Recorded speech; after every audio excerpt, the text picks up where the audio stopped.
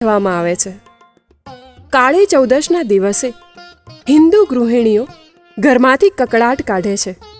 માન્યતા એવી છે કે જો ઘરની પુત્રવધુ કે માતા ઘરમાં સ્વચ્છતા કરી એટલે કે સાફ સફાઈ કરી કચરો એક મટકામાં ભરી અથવા ઘરમાં બનાવેલ રસોઈના થોડા કોડિયામાં લઈ ઘરના તમામ સભ્યોના મસ્તક પર મૂંગા મોઢે એટલે કે બોલ્યા વગર ફેરવે અને પાછું જોયા વગર નજીકના 4 રસ્તા પર મૂકી આવે તો ઘરમાં શાંતિ સ્થાપિત થાય છે.